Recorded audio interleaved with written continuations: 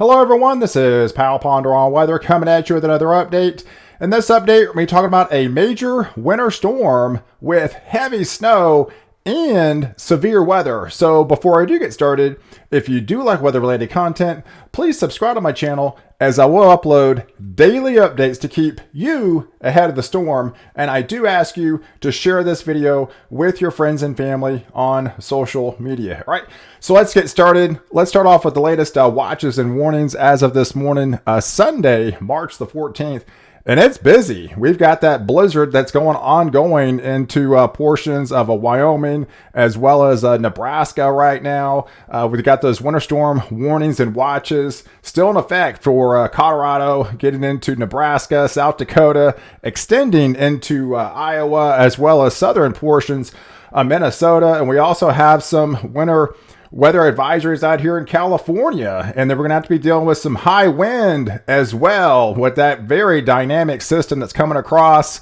High winds in portions of Southern California, getting into portions of Arizona, Nevada, extending into New Mexico as well as West Texas, and even parts of the Northeast up here in New England. You're going to have to be dealing with some high wind warnings and watches later on today. So there's a lot going on, and even flood advisories in the midsection of the country where they picked up some very heavy rain already, and that's just going to continue in portions of Kansas as well as Missouri.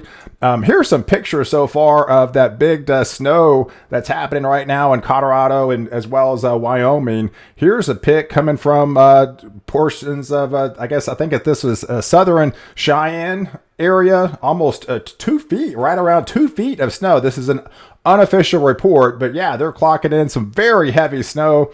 And here's a picture of around the Fort Collins area in Colorado. Man, you could just see the heavy snow coming down, and the trees are getting weighted by that heavier snow. And I think they've already picked up a foot. And it's about halfway over because the winter storm warning goes all the way through 6 o'clock Monday morning. So let me kind of walk you through the map. Here's the latest surface map as of noon today. And there's actually some snow flying right now into portions of the Northeast. I know like Syracuse, New York's picking up some snow. So there's a definite band that's coming across that's dumping some snow as currently right now. And then back behind it, this is where the main focus has been, where that very heavy snow is taking place in Denver. I think they've already picked up 11 inches officially at the airport. Like I mentioned, it's only halfway over, so they're still expecting more snow to continue as these heavier bands continue just to sit over the same area and dump in some heavy snow, and that'll extend into portions of Wyoming as well as southern, getting into Nebraska as well as southern South Dakota. But then out ahead of it, that's where that severe threat happened yesterday in Amarillo. That line will continue pushing across later on today with some more rain as this continues lifting off into the east. As that low kind of winds itself down, it's still overnight into Sunday night, going into Monday morning. Like I mentioned, it'll wind itself down, still dumping some snow into Colorado. That'll extend a little bit further north now, and some of those heavier snows will extend into South Dakota as these rain showers continue moving across, as that little clipper system will shift off into the northeast. And then we actually turn our attention out to the Pacific Northwest by Monday morning with yet another system that's going to be coming across. This one's going to be moving a lot faster, but by then, Monday morning, you could be dealing with kind of a rain-snow mix in portions of Portland, believe it or not, as that colder temperatures really start to drop in the Pacific Northwest. So you can take a look at some of the additional snowfall that the latest advisory from the National Weather Service out of Denver. This is as of 9 a.m. this morning on Sunday. They're still expecting another 8 to 12 inches on top of the 11 inches that has fallen already. So you can definitely see the vents only about halfway over in Cheyenne, still expecting another foot to a foot and a half. So some definitely some heavier totals coming out of that area, and I'll post the final totals in tomorrow's video. So definitely stay tuned for that. But as we get into the day on Monday, you can definitely see these are the low temperatures coming up on March the 15th here. That jet stream dips and we turn cold in the Northeast. I mean, we're talking teens in Pennsylvania, single digits in portions of New York, and even definitely single digits into Vermont, New Hampshire, especially into Maine. So definitely some colder temperatures, and right around that colder core low of that where that snowpack is, yeah, teens and widespread 20s. But out ahead of it, down to the south and southeast, that's where your warm temperatures are going to still be taking shape. And unfortunately, that's where the severe threat continues for that area. So as we move into the day later on in the afternoon on Monday, that same system will continue lifting off into the northeast. That'll be over portions of Minnesota by then, going into eastern portions of Iowa with some snow, and even Chicago might be picking up some more snow out of this deal as this continues moving across into the east. As we wake up on Tuesday morning, March the 16th, you can definitely see where the colder air is going to be in place well to the north. Widespread freezing temperatures across the board to the north, down into the northeast, the Ohio valleys in the 30s. But yeah, well down to the south. I mean, we're still picking up, coming in at 60 degrees down in the Houston area and portions of the southeast, where they're still going to be having those higher dew points and be susceptible for that severe weather as this continues moving across. But look at the Pacific Northwest. I mean, that's some chilly temperatures, and even all the way down into California. So some definitely colder temperatures. I mean, places into even Las Vegas and into Phoenix have been definitely seeing some of those cooler temperatures. So that is a welcome sight for them because they've been so warm. And as this continues moving across on Tuesday, that same system that was over the West Coast is going to be setting up shop into the midsection of the country again. Yeah, we could be talking more snow for places into Utah, getting into Arizona here. That's more snow for Wyoming as this continues moving in into the midsection of the country. More snow into Nebraska, getting into South Dakota, as that same system will be off the New England coast and dumping some sporadic little snows here and there over the northeast as this continues moving across. But like I mentioned, the severe threat is definitely going to be something to watch out for later on, earlier on in the week. Here's Tuesday. That same system that'll be dumping snow over here will be setting up a severe threat over Oklahoma into portions of Kansas here into Missouri as well as Arkansas. So this is a slight risk for severe thunderstorms. And down to the south, say in the Dallas-Fort Worth area, just a marginal risk where they had that capping inversion last night. That same thing still looks to take place where the banding will come across, say, in the wee hours of the morning on Tuesday night going into Wednesday. So that should kind of keep the stronger storms at bay and the severe threat a lot less likely in portions of the Dallas-Fort Worth area, but your severe threat is well to the north into Oklahoma. So as we continue to the day on a Tuesday night going into Wednesday morning, that secondary system will be over Colorado, getting into New Mexico by then. And yeah, we could be talking some snow in the Texas Panhandle, where they were dodging tornadoes yesterday, and now by Wednesday, and at least in the extreme portions of the Texas Panhandle, yeah, they could be seeing some snow flying in the Texas Panhandle. And like I mentioned, into the Northeast, those temperatures will stay cool or even cold predominantly most of the week. So as the system comes across, there's definitely snow chances as this continues moving across.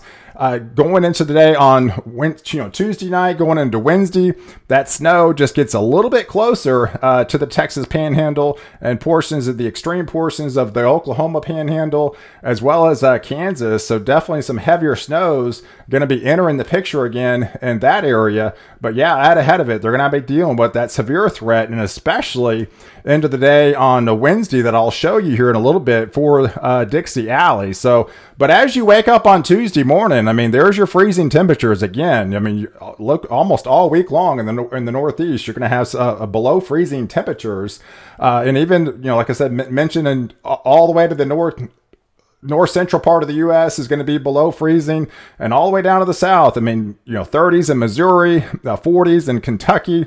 There's your warmer temperatures hanging strong by Wednesday. And unfortunately, that's going to set up shop for a severe threat for portions of the southeast, especially into Dixie Alley, coming up later in the day on the Wednesday. Because here's the setup. Here's the dynamic low going to be over, Kansas, getting into Nebraska here. Here's the low setting up over Missouri into Arkansas, down to the south. They've got this abundant, moisture. Dew points are going to be high. Cape values are high.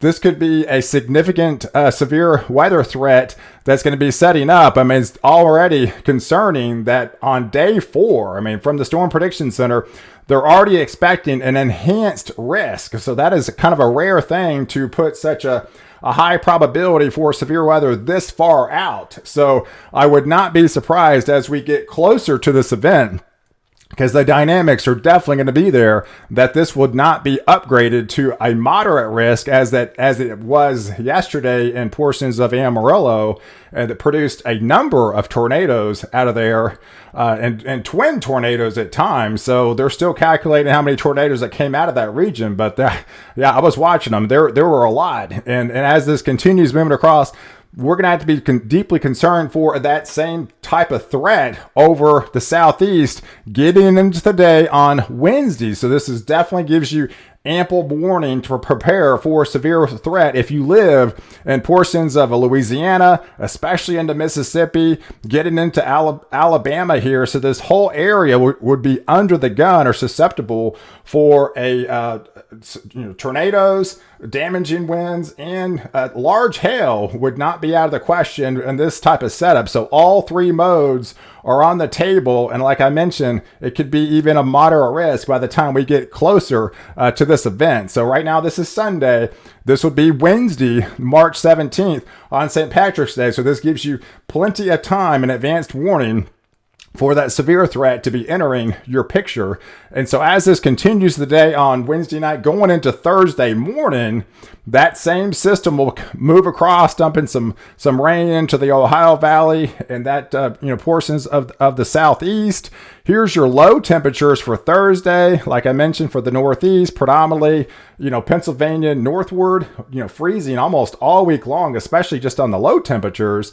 But yeah, you can see where that secondary low will be over, Colorado, where that snowpack is, that you'll be below freezing as well. But a nice and cool 44 degrees in Dallas. I mean, 40s and upper 30s in Oklahoma City. So that's going to feel really nice on the back end of this after that system comes across. So this is a much needed break, and some cooler temperatures are finally going to be overhead and that part of the country. But yeah, getting into the day on Thursday, that severe threat just continues lifting a little bit further to the east, and you're going to have to be dealing with that severe threat going to be over portions of South Carolina, getting into North Carolina, as well as like Tallahassee, Florida, getting into the portions of Georgia here. So that same threat will be under the gun by Thursday, March the 18th. So that in that area, definitely be on the lookout for that.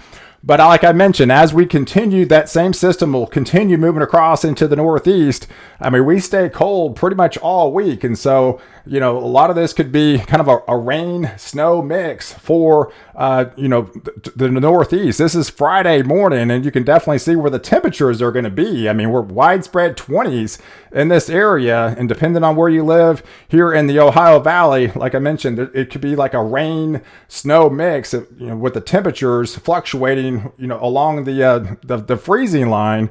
And as we get into the day on, Friday night, I stopped you right here. This is 6 o'clock on Friday. 0Z, how you would read this would be 0Z would be 6 o'clock on Friday. So 6 hours before.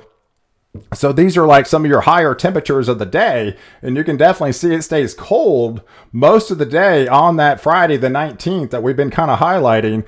So a lot of this would be kind of a rain snow mix into New England, because here's that same time frame for 0Z. So it's 6 o'clock on Friday, the 19th. would be, right around freezing into the Northeast. So you stay cold pretty much all day long into the Northeast. So it's going to be more of a rain snow mix almost all day coming up on the 19th for the Northeast. And here's your temperatures as you wake up on spring morning, the 20th, Saturday. So that colder temperatures, again, kind of hangs on for the Ohio Valley into the Northeast, more freezing temperatures for them. And then, widespread 30s and 40s. And that colder temperatures will finally make its way down into the Southeast instead of your 60s down here in the Southeast for lows. I mean, we're talking 40s all the way down to into the Florida Panhandle, and even 30s for South Carolina and to North Carolina. So this is definitely going to be a welcome sight with some cooler air to finally experience for your first day of spring. So let me show you the precipitation. So this is what I'm talking about in the Northeast. Here's your precipitation just over the next 6 days between now and Friday into the 20th. So we got some heavier amounts of 1, 2, almost 3 inches of rainfall precipitation over that area. So some of that's going to be rain, some of that's going to be snow. Most of this will be a mix of snow and rain. But down here they've already picked up 5 inches in say Missouri, Springfield, Missouri. So I mean they don't really need any more, but they're going to get it, and they're still having several inches of rain going to be still on the table. But here's your bullseye into the Southeast. That's where going to be your severe threat and even heavier rain threat, as some of these bullseyes of almost 6 inches of rain coming up in Mississippi just over the next 6 days. And you can definitely see off the Pacific Northwest some heavier rains. They're going to be moving in off the coast as well. And here's your snow. So there's back-to-back systems for Colorado, getting into Wyoming, Nebraska. This whole area will be hit with back-to-back system. And we could still pick up an additional 2 feet. So Denver's going to be hit with yet another system, coming up on Tuesday with some more snow for that area. And like I said, that'll extend into portions of the Texas Panhandle.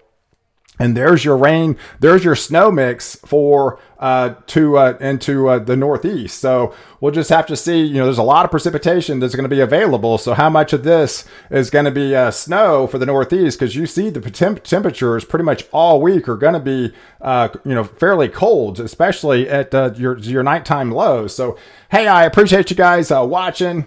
Do like this video. Definitely leave your comments below. And don't forget to subscribe to my channel to catch the latest update where I protect you before and after the storm.